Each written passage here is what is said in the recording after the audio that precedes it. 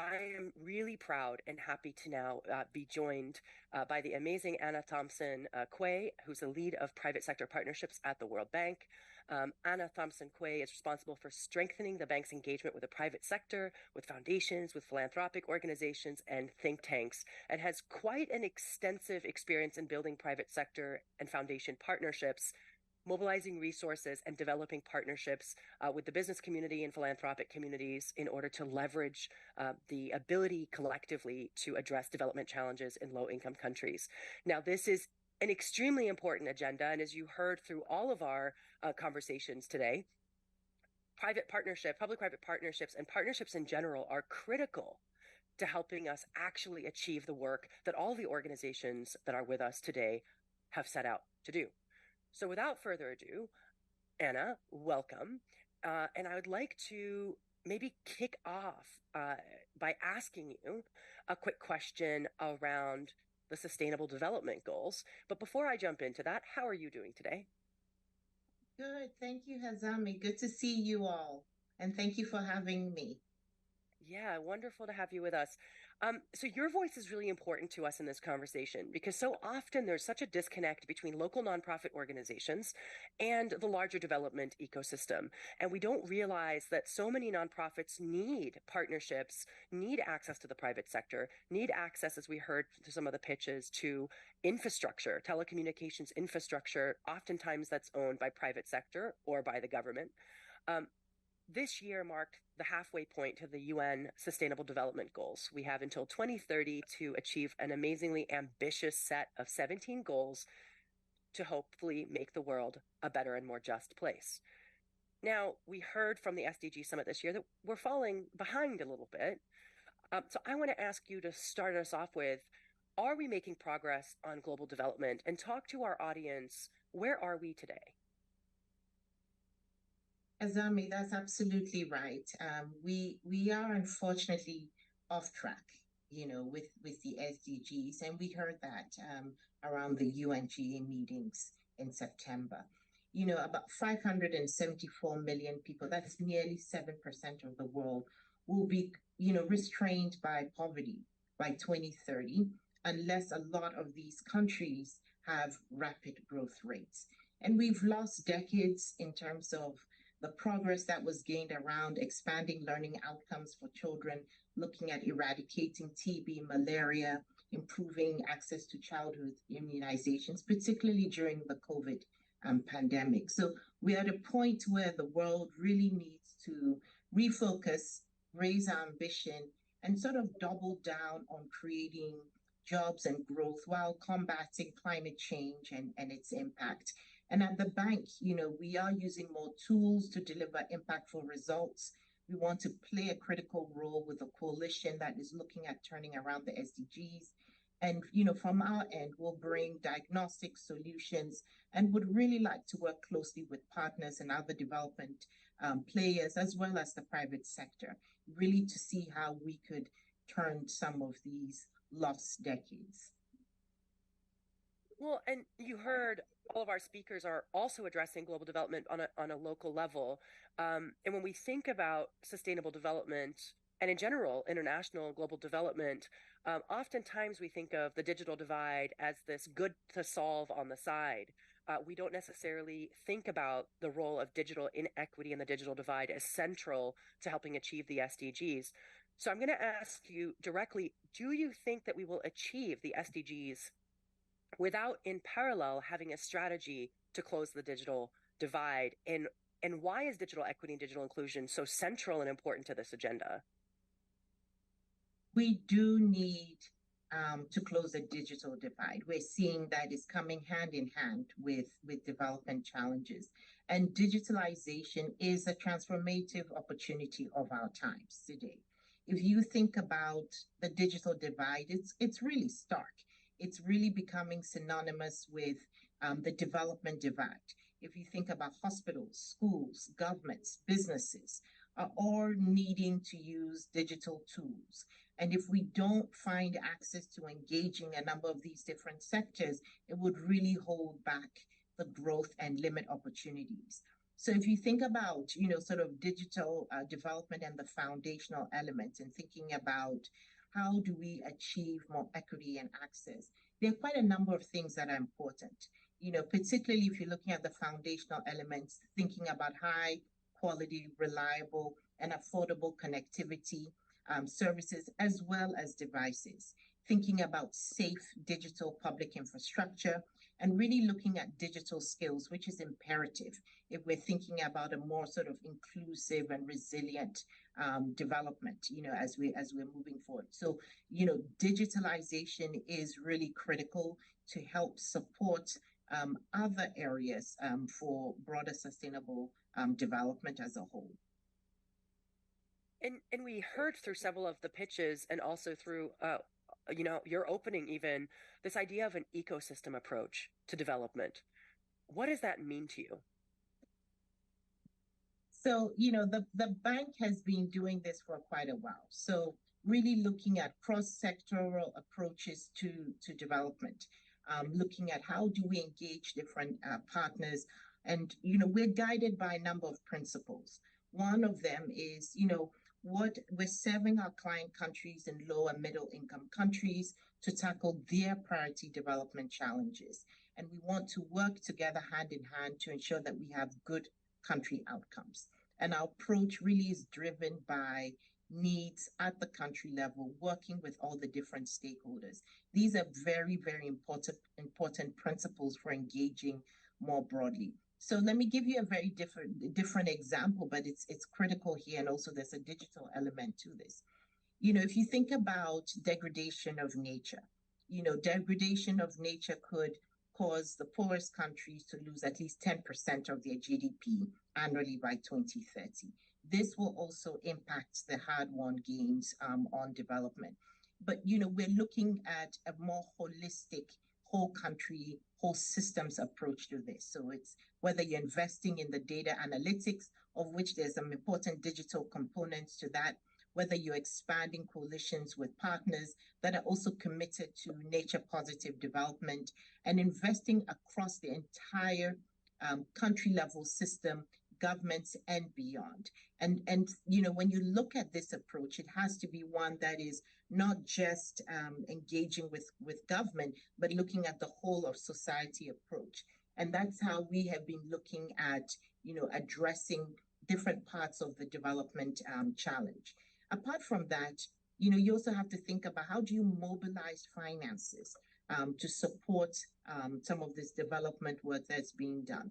And so, for example, really thinking about building platforms and programs that you engage indigenous communities so that they also become direct recipients and access of programs and finances, as well as the intermediaries that support them.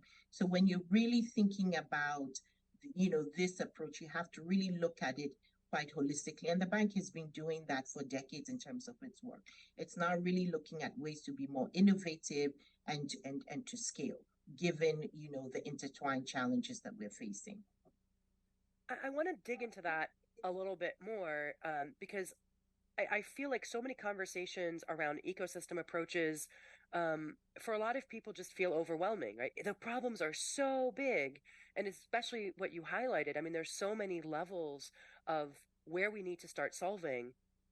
What is your take on people that say an ecosystem approach is just too big of an approach? Can we do away with just solving small symptoms and not ever addressing kind of the systemic ecosystem angle to it? No, we can't. This is what we've learned. We're in an age where the challenges are intertwined. We can't do things in silos. And so not only are we looking at cross-sector approaches within a particular area, but also bringing multi-stakeholders to the table. And so you cannot really look at one challenge in itself just because of the complexities of the challenges that we're facing. Here with us at the bank, we really think about the essence of partnerships. Partnerships are important in terms of addressing a number of these things, and they're built on trust, They're also built on looking at the comparative advantage that each partner brings to the table, and also having some clear principles of working and how do you engage and also deliver in terms of impact. And so we've done this in a number of ways, particularly if you even think about digital development. I'll give you, an example that is extremely important that the bank has been working on, and which is looking at ID systems. And so we have a program that is called the Identification for Development Program. And this is where, if you think about an estimated 1 billion of people actually lack an official ID system, and they can be taken in many different forms across a number of different countries. And verifying them is difficult, and they're also ill-suited for local needs. And so the bank has come together with partners such as the Gates Foundation or Media Network. We've worked with governments such as the UK, the Norwegian Agency for Development Cooperation, as well as the French Department of Foreign and Trade Services, really looking at how do you harness global knowledge around developing foundational elements around ID systems. And so we bring together cross-sectoral expertise, leveraging the comparative advantage around these issues. So in a nutshell, you really have to think about how do you bring all the key stakeholders together to address them. We cannot do this alone.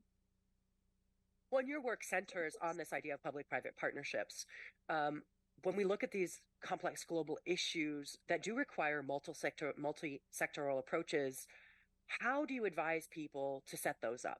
I know there's a lot of members in our live audience here, but even our cohort over the course of the accelerator over the last 6 months, there's oftentimes questions on how to build sustainable partnerships that allow nonprofits to continue to do the work from their own perspective of what needs to be done, because oftentimes there's a fear that donors will impose an agenda onto nonprofits. And so there's a little bit of complexity with how to set up partnerships that are a win-win situation.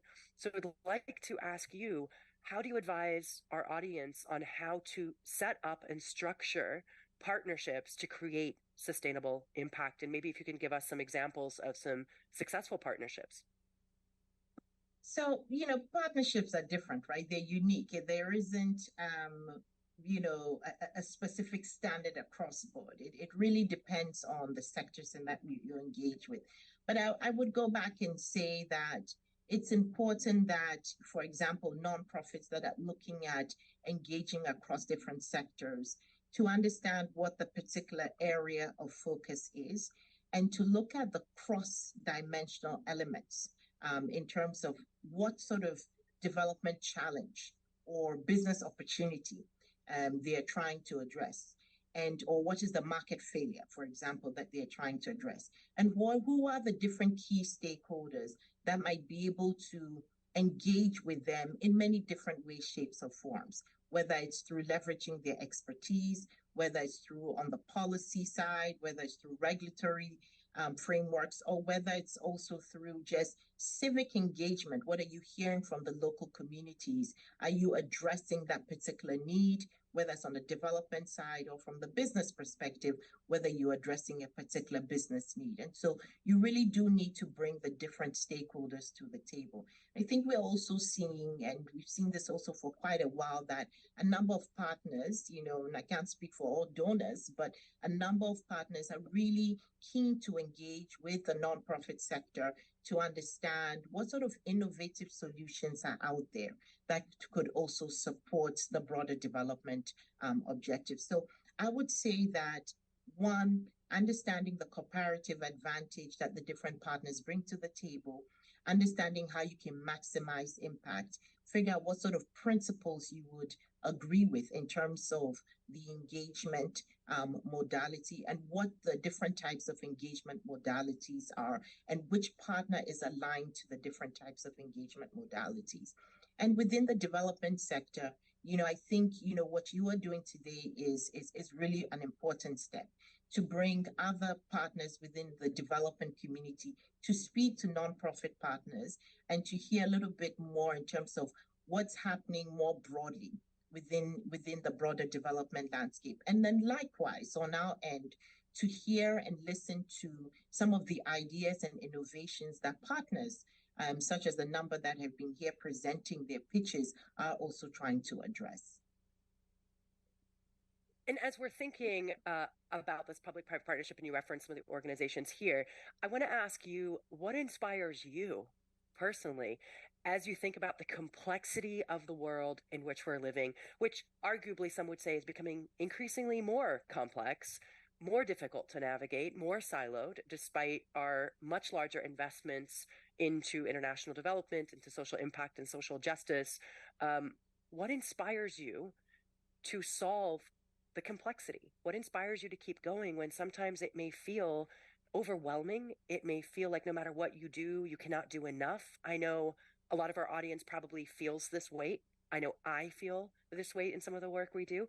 What inspires you? And help us figure out, how do you continue to stay motivated when the systems just feel so big and the work at our hands feels so daunting? I would say two things. It is certainly daunting, and I think we've all faced um, global challenges that have been unprecedented. But there are two things. And I've worked in this field of, engaging with the private sector and philanthropic community for a while.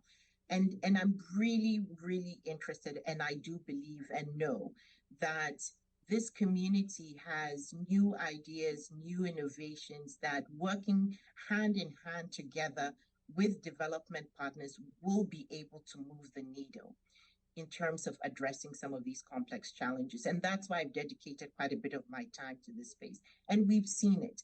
And, going back to our topic around digitalization, there are lots of private sector and philanthropic partners that are willing and able to bring ideas to support the broader gamut of development challenges, not just access and on use of digital tools. And the second is, like most of us, we want to make sure that we're leaving this planet for the next 2 or 3 generations, that they would be able to also benefit and enjoy sort of living on this planet that is livable for all of us. So those are the two things that inspire me to wake up every morning and to see what else we can do. And as we're wrapping up, we only just have a couple more minutes left. You talk about kind of having faith in kind of believing that better outcomes are possible. For a lot of the organizations that we've invested into this year, they're really working at the intersection of digital equity and social and economic justice. And I think so often for people, digital equity in and of itself is the outcome. And what we try to get people to understand through the advocacy work that we're doing through the accelerator and the work that our organizations are doing is digital equity is a means to an end. And that end is more equitable, just, humane, accessible societies. And for all too often, our donors and the investment landscape likes to look at these problems in isolation. You've addressed this a little bit with your comments, but I'd like to maybe drive that point home, which is why do we need to center and think differently maybe about what digital equity means when we look at things like healthcare, access to employment opportunities, and also economic outcomes? What role does digital equity, in your personal opinion, play in enabling those things to happen? I mean, it opens pathways, right? When you think about digital equity, I mean, we've talked a little bit about what that means, but it is, I completely agree with you, it's a means to an end, right? It opens, even if you look at digital financial services, they create opportunities for people to have access to electricity, for people to have access to healthcare, for people who are dealing with erratic incomes, for them to be able to receive better payments, for underserved populations. So, you may have the foundational elements in place, but it is, I completely agree with you, a means to an end to ensure that, as we're thinking about rising to the broader challenges of today, we can look at digitalization as truly as a global public good that is connecting all of us and creating more inclusive and trusted and resilient, opportunities and pathways for us to be able to have basic things such as health education, have jobs and the likes. So, from us at the bank, we're just one sliver, we're just one partner in the broader ecosystem here. But the bank does plan to triple its financing over the next 5 years to support 100 countries in all regions to unlock private investment, to build digital public infrastructure, to build digital skills that are high in demand. And we do, and this is because we do believe it's also a means to an end to help address and support the turn in terms of what we've lost around development gains. Thank you, Anna, so much for the wonderful feedback and for the wonderful work that you do in this space, and for joining us for this fireside chat. We encourage folks to look up the amazing work that Anna and the private sector work that the bank does. And with that, we're going to move over to our awards ceremony. Anna, thank you so much again for joining us today.